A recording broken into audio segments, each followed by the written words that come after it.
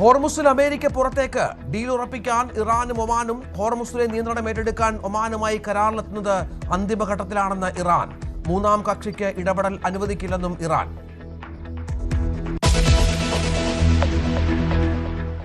സംസ്ഥാനത്ത് അതിതീവ്ര മഴ വീണ്ടും. പത്തനംതിട്ട, കോട്ടയം, ഇടുക്കി ജില്ലകളിൽ റെഡ് അലർട്ട്. 5 ജില്ലകളിൽ തീവ്ര മഴ മുന്നറിയിപ്പ്. നാളെ 8 ജില്ലകളിൽ ഓറഞ്ച് അലർട്ട്. ശക്തമായ കാറ്റിനും സാധ്യതയെന്ന് കാലാവസ്ഥാ കേന്ദ്രം.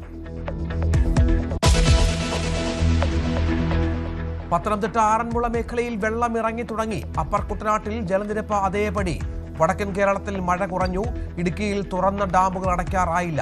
കട്ടപ്പനയിൽ കടകളുടെ മേൽക്കൂര തകർന്നു. മണ്ണിടിച്ചിലിൽ ജാഗ്രത തുടരുന്നു.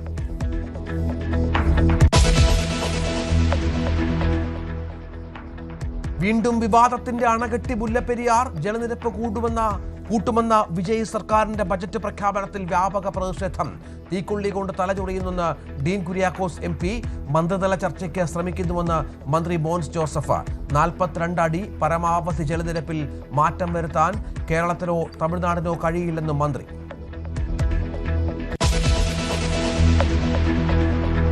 MDMA ഇടപാടിൽ പങ്കില്ലെന്ന് വടകരയിൽ അറസ്റ്റിലായ അധ്യാപിക കീർത്തന. ലക്ഷങ്ങളുടെ ഇടപാടുകൾ നടത്തിയിട്ടില്ല. ബാങ്ക് സ്റ്റേറ്റ്മെന്റ് പരിശോധിച്ചാൽ ഇക്കാര്യം വ്യക്തമാകുമെന്നും കീർത്തന.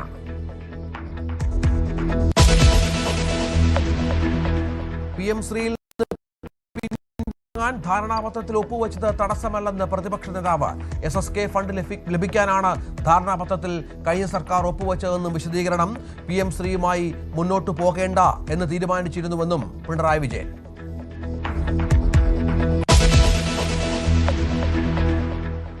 ചെറുപുഴയിൽ പ്രളയമുഖത്തെ രക്ഷാപ്രവർത്തനത്തിനിടെ മരിച്ച രാജേഷിനോട് അനാദരവെന്ന് പരാതി.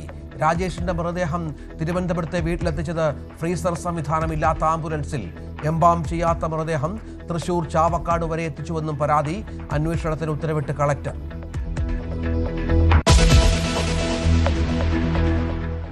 തെഹൽക്ക മുൻ എഡിറ്റർ തരുൺ തേജ്പാലിന് തിരിച്ചടി. 13 വർഷം മുമ്പ് സഹപ്രവർത്തകയെ പീഡിപ്പിക്കാൻ ശ്രമിച്ചെന്ന കേസിൽ 10 വർഷം തടവ്.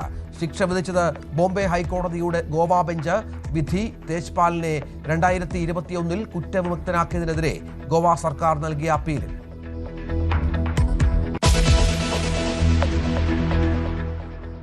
പിണറായി വിജയൻ താമസിച്ചിരുന്ന വാടക വീടിന് മുന്നിൽ EDയെ തടഞ്ഞ 6 CPMകാർക്ക് കൂടി ജാമ്യം നൽകിയത് ഹൈക്കോടതി. പുറത്തിറങ്ങുന്നത് IP ബിനു അടക്കമുള്ളവർ. ED ഉദ്യോഗസ്ഥരെ ആക്രമിക്കാൻ ശ്രമിച്ചുവെന്ന കേസിൽ ജാമ്യം കിട്ടിയവരുടെ എണ്ണം 24ആയി.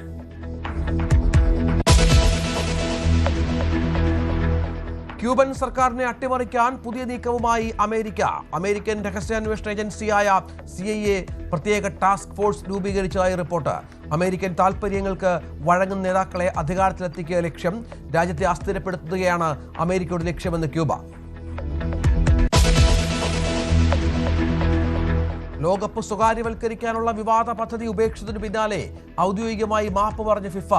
ആവശ്യം ശക്തമായിട്ടും രാജിവെക്കാൻ വിസമ്മതിച്ച് ജിയാനി ഇൻഫന്റീനോ. അടിയന്തര ഉച്ചകോടിയിൽ ഫിഫയുടെ എക്സിക്യൂട്ടീവ് നേതൃത്വത്തിന്റെ പിന്തുണ.